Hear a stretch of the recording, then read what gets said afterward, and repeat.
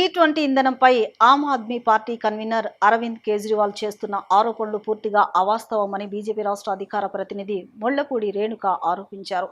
రాజకీయ ప్రయోజనాల కోసమే ప్రజల్లో అపోహలు సృష్టిస్తున్నారని విమర్శించారు. ఈ20 ఇంధనం వల్ల మైలేజ్, ఇంజిన్ వారంటీ, ఇన్సూరెన్స్కు ఎలాంటి ఇబ్బందులు ఉండవని స్పష్టం చేశారు.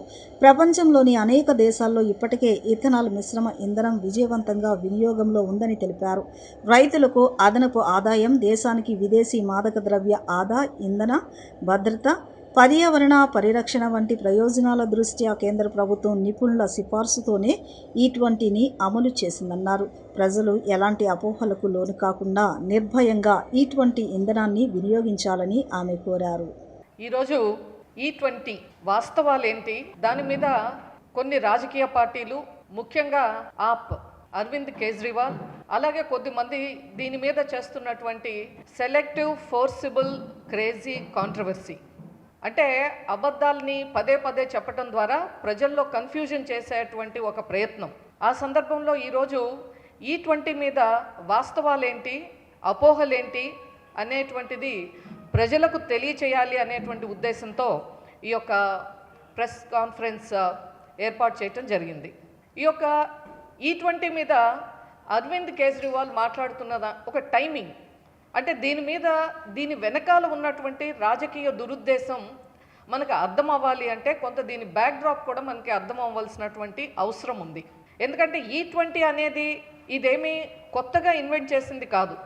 గత 25 సంవత్సరాలుగా 2001 నుంచి కూడా ఎథనాల్ బ్లెండింగ్ ఉంది.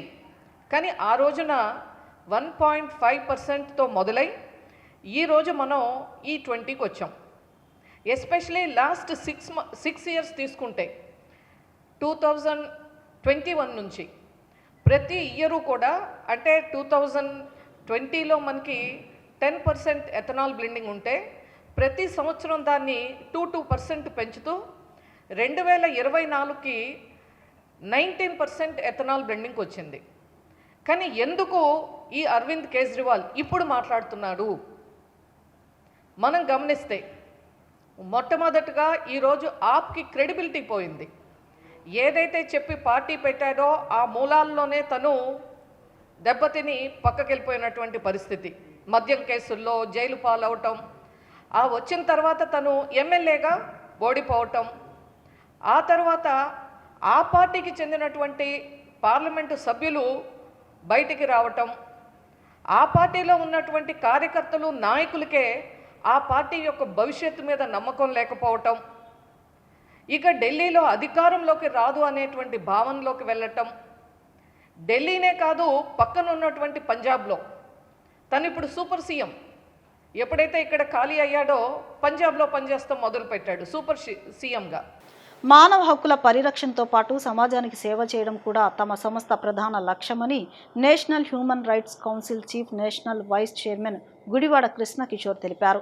తమ సంస్థ చైర్మన్ సంపత్ కుమార్ సూచనలు, ఆదేశాల మేరకు విద్య, ఆరోగ్యం, సామాజిక సేవా రంగాల్లో అనేక సేవా కార్యక్రమాలు నిర్వహిస్తున్నట్లు చెప్పారు. ముఖ్యంగా విద్యార్థుల ఆరోగ్య పరిరక్షణకు ప్రాధాన్యతనిస్తూ ఉచిత వైద్య శిబిరాలను నిర్వహించడం ఆనందంగా ఉందన్నారు. భవిష్యత్తులో కూడా మరిన్ని సేవా కార్యక్రమాలను విస్తృతంగా చేపట్టి సమాజానికి తమ వంతు సేవలు అందిస్తామని ఆయన ఆకాంక్షించారు.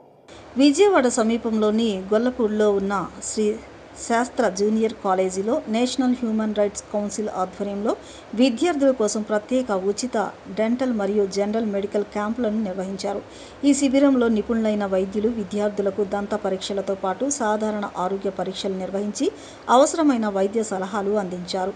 ఆరోగ్యంపై అవగాహన పెంపొందించడంతో పాటు క్రమం తప్పకుండా వైద్య పరీక్షలు చేయించుకోవాలని వైద్యులు విద్యార్థులకు సూచించారు. ఈ సందర్భంగా national human rights council chief national vice chairman Gudivada Krishnakishore మాట్లాడుతూ, మానవ హక్కుల పరిరక్షణ అంటే కేవలం హక్కుల కోసం పోరాడమే కాదని, ప్రజల ఆరోగ్యం, విద్యా సంక్షేమం కోసం సేవా కార్యక్రమాలు నిర్వహించడం కూడా అంతే ముఖ్యమని అన్నారు. విద్యార్థుల ఆరోగ్యం బాగుంటేనే వారి భవిష్యత్తు బలంగా ఉంటుందని పేర్కొన్నారు. అందుకే రాష్ట్ర వ్యాప్తంగా పాఠశాలలు, కళాశాలలో ఇలాంటి ఉచిత వైద్య శిబిరాలను నిర్వహిస్తున్నామని చెప్పారు. ఇలాంటి సేవా కార్యక్రమాలు రాబోయే రోజుల్లో మరింత విస్తృతంగా నిర్వహించి సమాజంలోని ప్రతి వర్గానికి చేరువయ్యేలా కృషి చేస్తామని గుడివాడ కృష్ణకిషోర్ స్పష్టం చేశారు. ఈ కార్యక్రమంలో ఎన్హెచ్ఆర్సీ ప్రతినిధులు జీవి సుబ్రహ్మణ్యం, ఎం శరత్, పి రామకృష్ణ, కె సురేష్ కృష్ణ, రాఘవ, ధర్మారావు, రూప్నాథ్, వల్లి, చందన్ భాష, గురునాథ్ తదితరులు పాల్గొన్నారు. హ్యూమన్ రైట్స్ కాపాడటంతో పాటు మాకు కొన్ని సోషల్ సర్వీస్ కార్యక్రమాలు చేయమని మా చైర్మన్ డాక్టర్ సంపత్ కుమార్ గారి ఆదేశం ప్రకారము మేము ఈ కార్యక్రమాలు చేస్తున్నాం. దీంట్లో భాగంగా ఎండాకాలంలో మజ్జిగ పంచిపెడతాం, ఐస్ వాటర్ పంచిపెడతాం, వివిధ స్కూల్స్, దుకాణాలు, సెంటర్లో వస్తలత, కృష్ణవేణి మార్కెట్, హోటల్స్లోనేమో ఐలాపురం హోటలు, డివి మేనర్ హోటల్ అందరు స్టాఫ్కి, మేనేజ్మెంట్ వాళ్ళందరికీ వాసన ఐ కేర్ తరపున సహాయంతో, తర్వాత అరుణ డెంటల్ క్యాంప్ శ్రీకర్ గారి సాయంతో, శ్రావణ్ కుమార్ గారి సాయంతో మీ క్యాంపులన్నీ ఫ్రీగా నిర్వహిస్తున్నామండి. దీంతోపాటు వాళ్ళు మందులు కూడా ఇస్తున్నారు అందరికీ. మాకు ఇవాళ రైల్వే పెన్షనర్స్ వాళ్ళు శాంత్ భాష గారు మాకు కోఆపరేట్ చేశారు. శ్రీసా కాలేజ్ వాళ్ళ ప్రిన్సిపాల్ గారు కూడా, లెక్చరర్స్ గారు కూడా అందరూ మాకు కోఆపరేట్ చేశారు.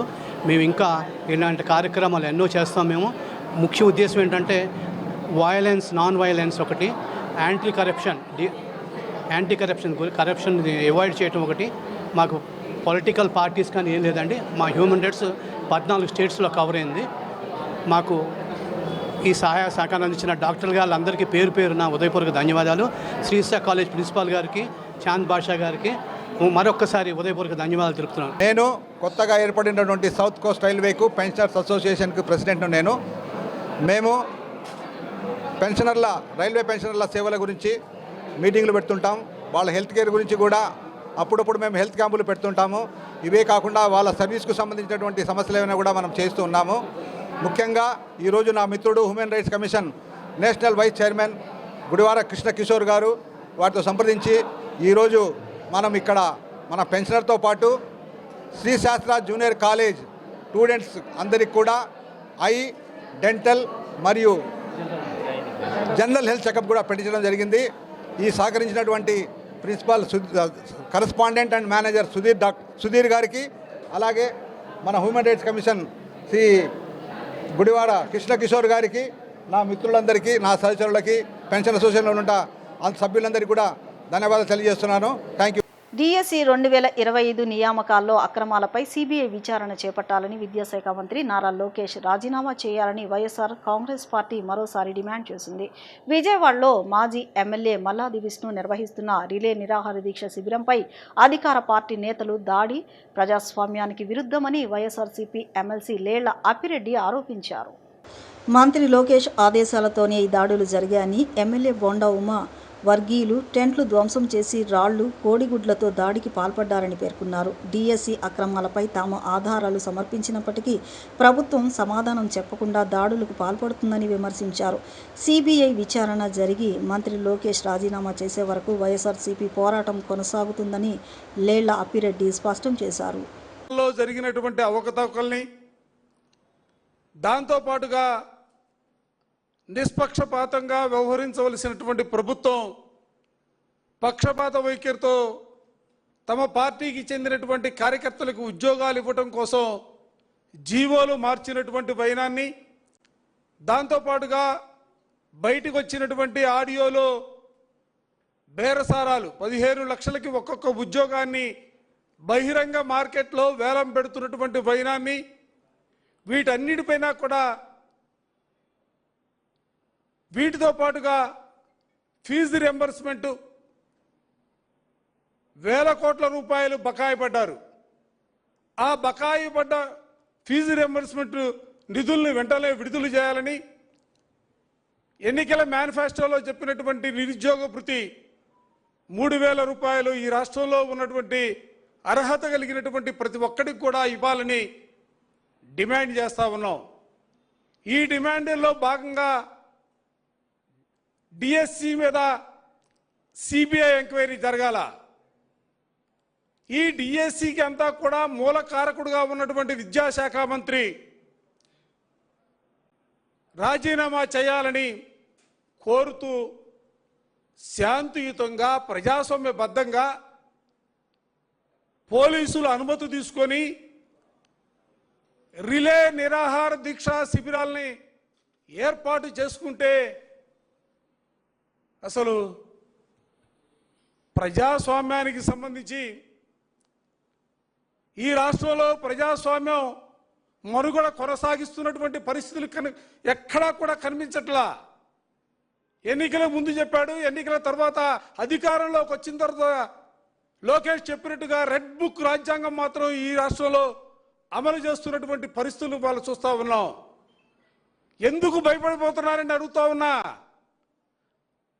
జగన్మోహన్ రెడ్డి గారు ఈ రాష్ట్రంలో ఏ మారుమూల ప్రాంతానికి వెళ్ళినా, ఆక్వా రైతులను పలకరించడానికి వెళ్ళినా, లేకపోతే పొగాకు రైతులను పరామర్శించడానికి వెళ్ళినా, జగన్మోహన్ రెడ్డి గారికి చూడటానికి వస్తున్నటువంటి జనం కానీ, మద్దతు పలకడానికి వస్తున్నటువంటి జనాన్ని చూసినప్పుడల్లా కూడా వణుకు పుడతా ఉంది. ఎన్టీఆర్ జిల్లాలో ఆగస్టు 10న నిర్వహించనున్న జైల్ భరో కార్యక్రమాన్ని జయప్రదం చేయాలని కేంద్ర కార్మిక సంఘాల ఐక్యవేదిక పిలుపునిచ్చింది. విజయవాడ హనుమాన్పేటలోని దాసరి భవన్లో నిర్వహించిన విలేకరుల సమావేశంలో కార్మిక సంఘాల నాయకులు ఈ విషయాన్ని వెల్లడించారు. కేంద్ర ప్రభుత్వం అమలు చేస్తున్న లేబర్ కోడ్ను రద్దు చేయాలని, అమెరికాతో స్వేచ్ఛ వాణిజ్య ఒప్పందాన్ని ఉపసంహరించుకోవాలని, అందరికీ నెలకు 31,000 కనీస వేతనం అమలు చేయాలని వారు డిమాండ్ చేశారు. అవుట్సోర్సింగ్, కాంట్రాక్ట్, డైలీ వేజ్ ఉద్యోగులను రెగ్యులర్ చేయడంతో పాటు అసంఘటిత రంగ కార్మికులకు సమగ్ర చట్టం తీసుకురావాలని కోరారు. అలాగే రైతులకు గిట్టుబాటు ధర, ఉచిత పంటల బీమా, కౌలు రైతులకు గుర్తింపు కార్డులు, ఉపాధి హామీ పని దినాలను 200 రోజులకు పెంచి రోజుకు 700 రూపాయల వేతనం చెల్లించాలని, పట్టణ ఉపాధి హామీ పథకాన్ని ప్రారంభించాలని డిమాండ్ చేశారు. కేంద్ర ప్రభుత్వం అనుసరిస్తున్న కార్మిక, రైతు, ప్రజా వ్యతిరేక విధానాలకు వ్యతిరేకంగా ఆ విధానాలను ఉపసంహరించుకోవాలని ఈ నెల 10వ తేదీన దేశవ్యాప్తంగా ఎస్కేఎం కేంద్ర కార్మిక సంఘాల ఆధ్వర్యంలో జైలు బోరో కార్యక్రమాన్ని నిర్వహిస్తుంది. ఎందుకంటే గత 7 సంవత్సరాలుగా కార్మిక వర్గానికి ఉన్న హక్కుల్ని తీసేసి లేబర్ కోడ్స్ని తీసుకొస్తున్న నేపథ్యంలో 7 సంవత్సరాలుగా కార్మిక వర్గం దేశవ్యాప్తంగా లేబర్ కోడ్లకు వ్యతిరేకంగా పోట్లాడుతుంది. అదేవిధంగా దేశవ్యాప్తంగా రైతాంగం కరోనా కాలం నుండి కూడా రైతులకు వ్యతిరేకంగా తీసుకొచ్చిన చట్టాలను రద్దు చేయాలని పెద్ద ఎత్తున రైతాంగం ఢిల్లీలో సంవత్సరం పాటు ఆందోళన చేసింది.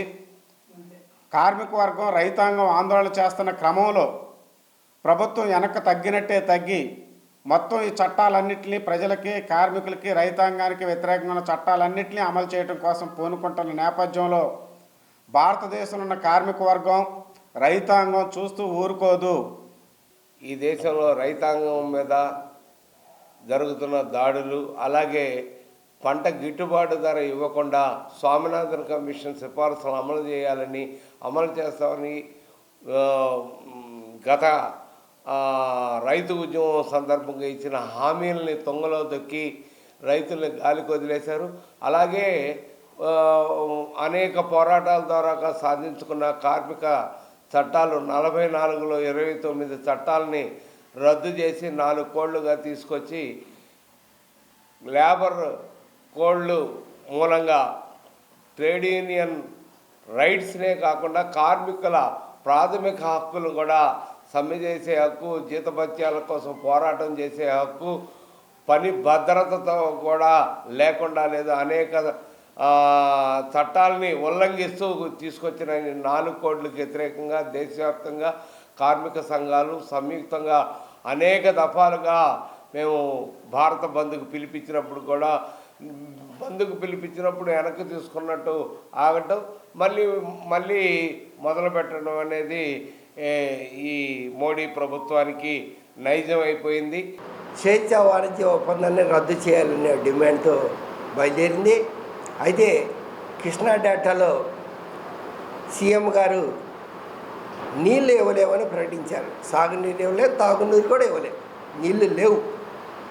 ఎందుకంటే అనేక చట్టాల ప్రకారం సాగర్ నీళ్ళు లేకపోతే మనకు వచ్చే పరిస్థితి లేదు. కాబట్టి నీళ్ళు ఇవ్వలేవని చెబుతున్నారు. మరి గోదావరి అనుసంధానం చేశాడు ఆయన, పట్టిసీమ పోలవరం, ఇంకా బంకచెర్లు కూడా కడతా అంటున్నాడు ఆయన, ఇంకో ప్రాజెక్టు కూడా కడతా అంటున్నాడు. దాని ద్వారా రాయలసీమకు నీళ్ళు ఇస్తా అంటున్నాడు. ఎలా ఇస్తాడని మేము ప్రశ్నిస్తున్నాం. నీళ్ళు ఇవ్వకపోతే రైతులు ఏం కావాలా? ఈ కృష్ణా డెల్టా పరివాహ ప్రాంతంలో ఉన్న రైతులందరూ ఇప్పటికే 250 గ్రామాలు నీటి ఎద్దడితో చెరువులు నిండక, కాలువలో నీళ్ళు లేక పొలాలు ఎండిపోయి, వాటికి నష్టపరిహారం రైతులకు ఇవ్వాలి. కాబట్టి ఈ రాష్ట్రంలో ఈ తీవ్రత అధికంగా ఉంది. సంయుక్త కిసాన్ మోర్చా కానీ, మాతో కలిసి వచ్చిన లేదా ట్రేడ్ యూనియన్లు అన్నీ కానీ ప్రధానంగా విజయవాడ కేంద్రంగా రాష్ట్ర రాజధానిగా సాగునీటి శాఖ మంత్రి దగ్గుబాటి రామానాయుడు ప్రకటించాడు. మెగా డిఎస్సిలో జరిగిన అవకతవకలను నిరసిస్తూ మంగళగిరి నియోజకవర్గంలో అంబేద్కర్ విగ్రహం వద్ద నిరసన దీక్షను ప్రారంభించారు. తాడేపల్లి మండలం నుంచి పెద్ద సంఖ్యలో విద్యార్థులు, యువకులు తరలివచ్చి డిఎస్సిలో జరిగిన మోసాలు, విద్యార్థులకు జరిగిన అన్యాయంపై నినాదాలు చేశారు. ఈ కార్యక్రమాన్ని వైసీపీ నియోజకవర్గ యువజన విభాగ అధ్యక్షులు సయ్యద్ గౌస్, విద్యార్థి విభాగ అధ్యక్షులు పొలగం సందీప్ రెడ్డి ఆధ్వర్యంలో నిర్వహించగా తాడేపల్లి మండలం అధ్యక్షులు అమర నాగయ్య అధ్యక్షత వహించారు. నియోజకవర్గ వైఎస్ఆర్ కాంగ్రెస్ పార్టీ సమన్వయకర్త దొంతిరెడ్డి వేమారెడ్డి, ఎమ్మెల్సీ మురుగుడు హనుమంతరావు, నియోజకవర్గ పరిశీలకులు యార్లగడ్డ మదన్ మోహన్ దీక్షను ప్రారంభించారు. ఈ రిలే నిరాహార దీక్ష మరో 3 రోజుల పాటు కొనసాగుతుందని ఇన్ఛార్జ్ దొంతిరెడ్డి వేమారెడ్డి తెలిపారు.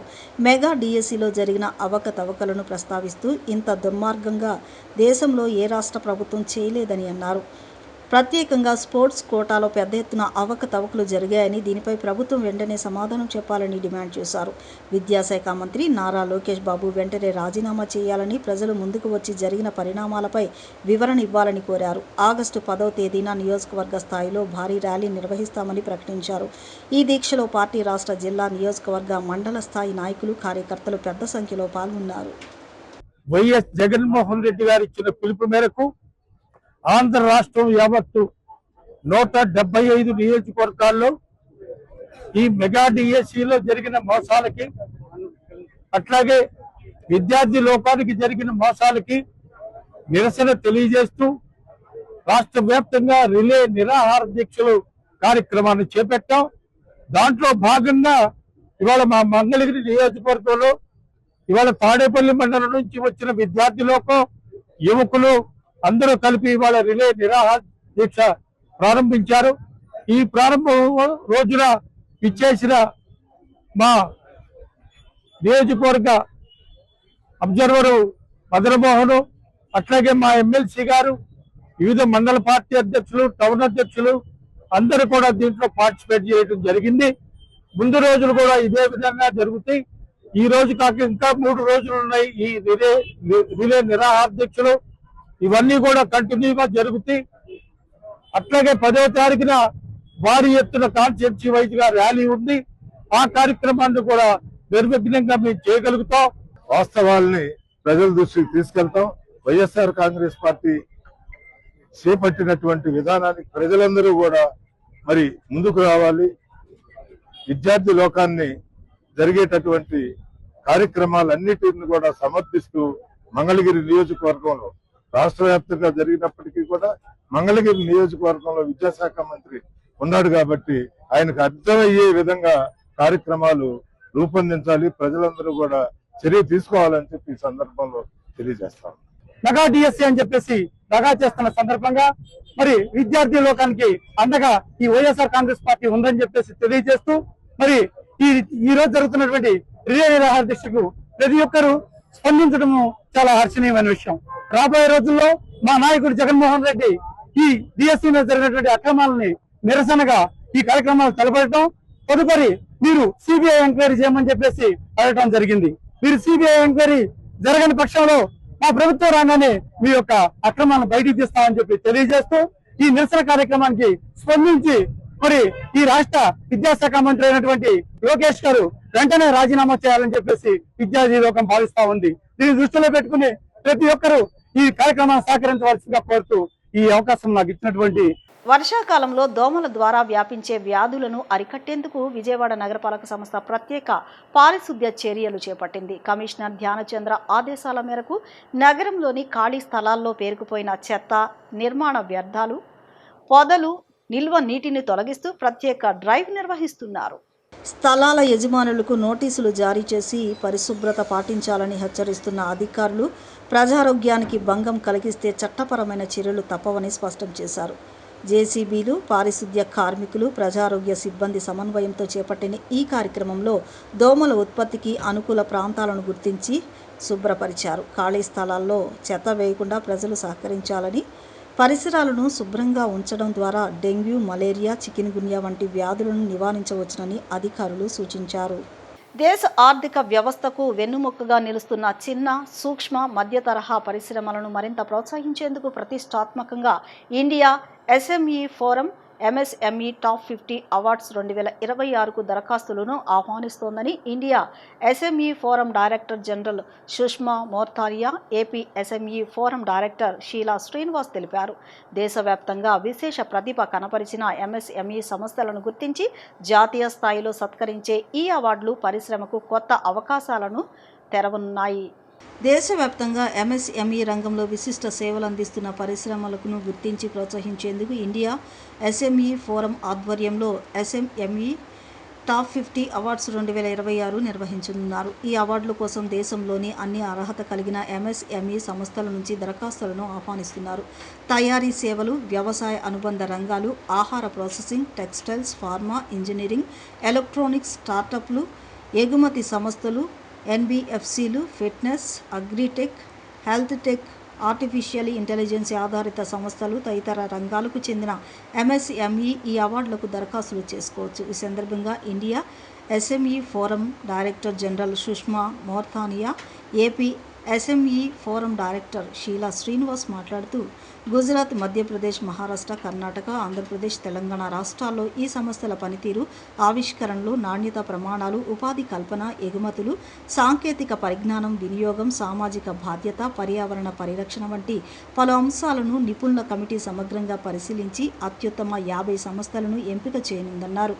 ఎంపికైన సంస్థలకు జాతీయ స్థాయిలో ప్రత్యేక గుర్తింపు లభించడంతో పాటు ప్రముఖ పరిశ్రమల ప్రతినిధులు, పెట్టుబడిదారులు, బ్యాంకులు, ఆర్థిక సంస్థలు, విధాన నిర్ణేతలతో అనుసంధానమయ్యే అవకాశం కల్పిస్తారని తెలిపారు. అంతేకాకుండా వ్యాపార విస్తరణ, పెట్టుబడుల సమీకరణ, మార్కెట్ అవకాశాలు పెంపు వంటి అంశాల్లోనూ ఈ అవార్డులు సంస్థకు ఎంతో ఉపయోగపడతాయన్నారు. అత్యుత్తమ ప్రతిభ కనపరిచిన సంస్థలకు ప్రతిష్టాత్మక ఇండియా SME 100 జాబితాలో చోటు దక్కే అవకాశం కూడా ఉంటుందని నిర్వాహకులు తెలిపారు.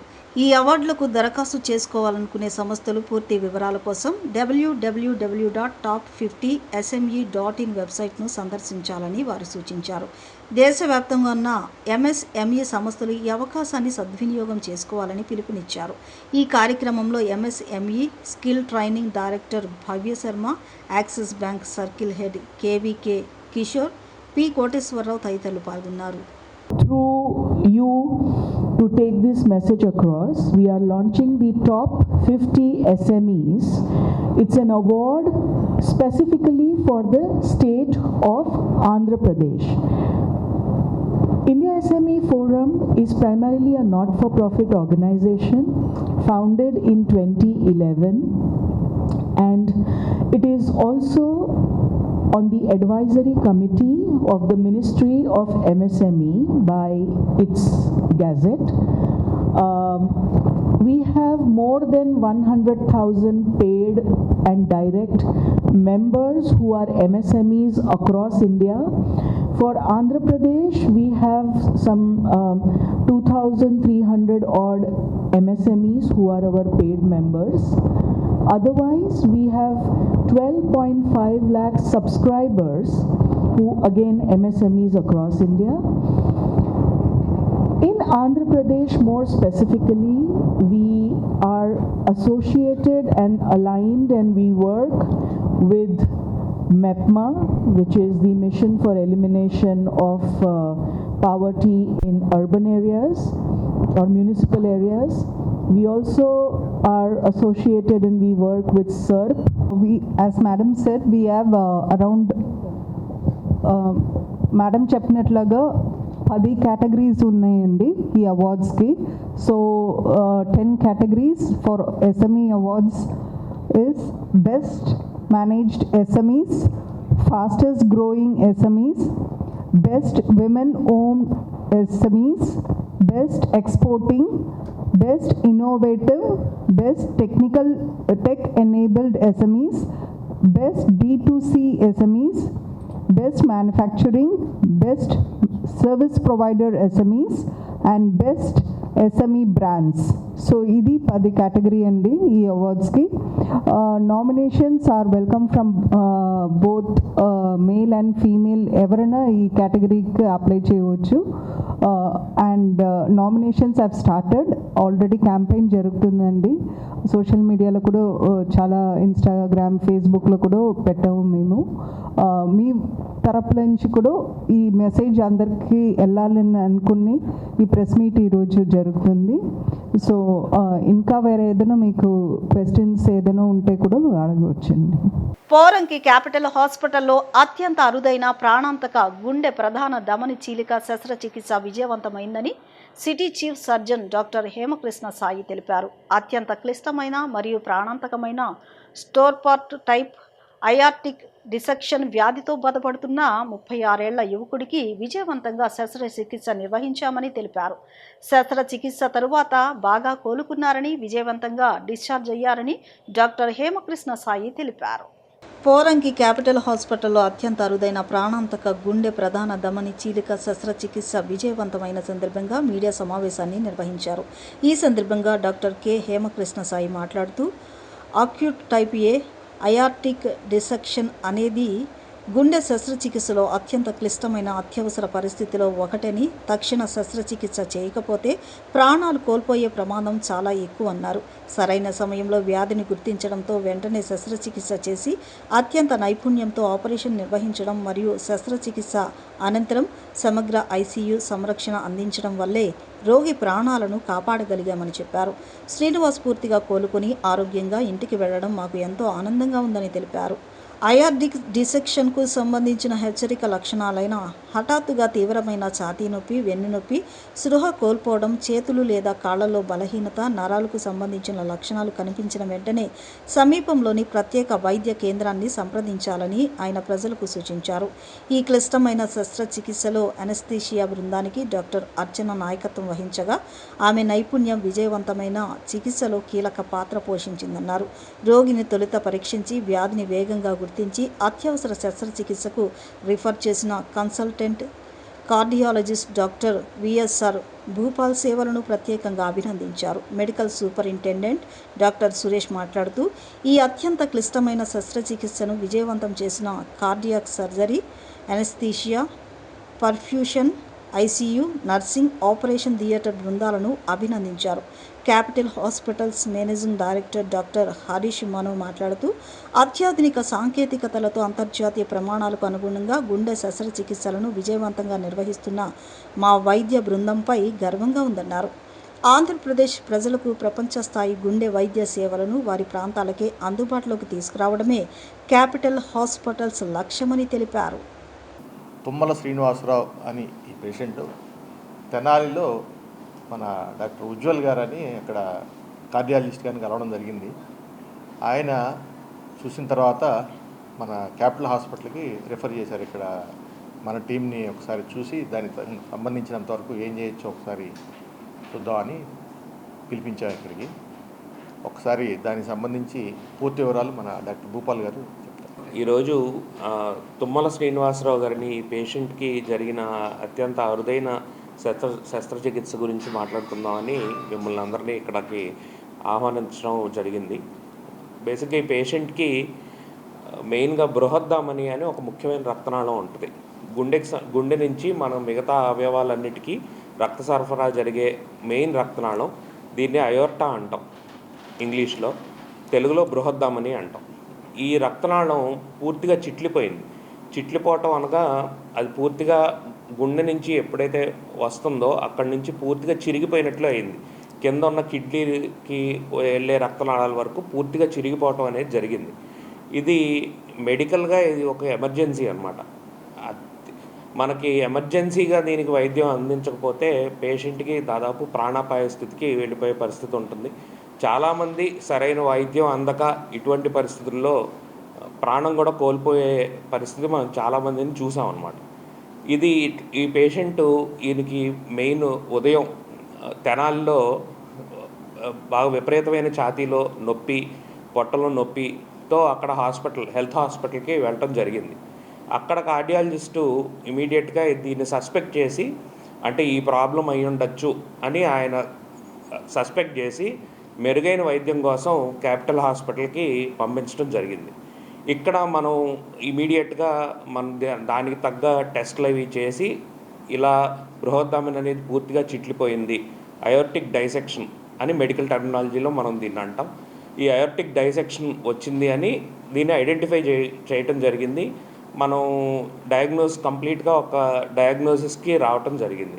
వెంటనే ఇది ఒక ఎమర్జెన్సీ, అత్యవసర పరిస్థితుల్లో దీనికి సర్జరీ చేయకపోతే పేషెంట్కి ప్రాణాంతకం అని పేషెంట్కి కూడా ఎక్స్ప్లెయిన్ చేయటం జరిగింది. ఇమీడియట్గా మనకి ఇక్కడ సర్జన్ డాక్టర్ హేమకృష్ణ సాయి గారికి చెప్పడం జరిగింది. ఆయన టీంతో ఇమీడియట్గా దీన్ని ఆపరేషన్కి తీసుకోవటం జరిగింది. ఇమీడియట్గా కనుక అదే రోజు ఆపరేషన్ కనుక చేసి ఉండకపోతే పేషెంట్ ఇప్పుడు మన మధ్య ఉండేవాళ్ళు కాదు. అంత తీవ్రమైన పరిస్థితి అన్నమాట. సో ఇమీడియట్గా ఆయన అత్యంత క్లిష్టమైన ఆపరేషన్, దాదాపు 6 నుంచి 8 గంటల పాటు అనస్థీషియా టీంతో, మిగిలిన టీంతో కష్టపడి దీన్ని చేయటం జరిగింది. అది సక్సెస్ఫుల్గా విజయవంతంగా చేయటం వల్ల పేషెంట్ ఇవాళ మన మధ్యలో ఉండటం అనేది మనం చూస్తున్నాం. ఆపరేషన్ ఎంత క్లిష్టం ఏంటి, అది ఎలా చేశారు అనేది డాక్టర్ హేమకృష్ణ సాయి గారు మీకు ఎక్స్ప్లెయిన్ చేస్తారు. ఇప్పుడు ఇవాళ మనం మాట్లాడేది తుమ్మల శ్రీనివాస్ గారు, 36 year old మేల్ పేషెంటు. ఆయనకి అయోర్టిక్ డైసెక్షన్ అని ఒక అత్యధికమైన ఒక మెడికల్ ఎమర్జెన్సీ సిచ్యువేషన్. అది బేసికల్ ఏమవుతుందంటే, మనకి గుండె నుంచి రక్త సరఫరా చేసే ట్యూబ్ ఇట్లా ఉంటుందండి. సో ఇది గుండె నుంచి రక్త సరఫరా చేసే ట్యూబ్ ఇట్లా ఉంటుంది. దీంట్లో మీరు చూస్తే ఒక చీలికలాగా వచ్చేసింది. దీన్ని మీరు గమనిస్తే దీన్ని అయోర్టిక్ డైసెక్షన్ అంటాం. సో గుండె నుంచి రక్తం బాడీ మొత్తానికి రావాలి అంటే అన్ని అవయవాలకి రక్త సరఫరా అనేది జరగాలి. కానీ లోపల ఆ ట్యూబ్ పగిలినప్పుడు కొన్ని అవయవాలకు రక్తం అందుతుంది, కొన్ని అవయవాలకు రక్తం అందదు.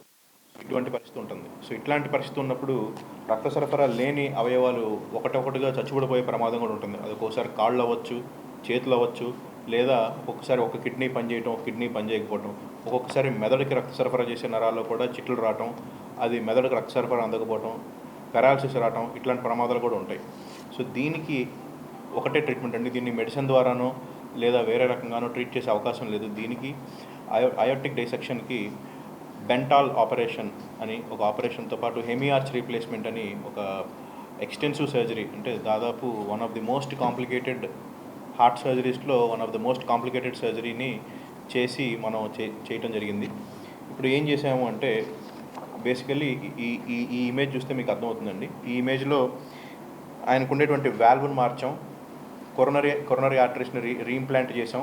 అది కాకుండా హెమియార్చ్ రీప్లేస్మెంట్ కూడా చేసాం. అంటే ఈ మెడ నరాలకి రక్త సరఫరా వెళ్ళే వరకు కూడా ఈ ట్యూబ్ మొత్తాన్ని మార్చడం జరిగింది. సో ఫైనల్ అవుట్కమ్ అనేది మీకు ఇట్లా ఉంటుందండి. నార్మల్గా ఈ వాల్వ్తో పాటు ఈ ట్యూబ్ అనేది మార్కెట్లో మనకి రెడీమేడ్గా దొరుకుతుంది. కాకపోతే దాని కాస్ట్ ఎక్కువ ఉండటం, మనకి అవైలబుల్గా లేకపోవటం వల్ల ఈ వాల్వ్ని, ఈ ట్యూబ్ని కూడా మనమే కుట్లతో రెడీమేడ్గా హ్యాండ్ సూన్ గ్రాఫ్ట్ అంటాం. సో వాల్వ్ తీసుకొని, ట్యూబ్ తీసుకొని మనమే తయారు చేసుకొని ఆపరేషన్కి వాడటం జరిగింది. క్యాపిటల్ హాస్పిటల్ వారు మాకు పునర్జన్మనిచ్చారు. ఎంతో బాధతో వస్తే డాక్టర్ గారు ట్రీట్మెంట్ బాగా చేశారు. ఈరోజు నేను ఇట్లా బ్రతికున్నానంటే అంత హాస్పిటల్ యాజమాన్యం సార్ హెల్త్ పరంగా బాగానే ఉంది సార్. వార్తలు ముగించే ముందు ముఖ్యాంశాలు మరొకసారి.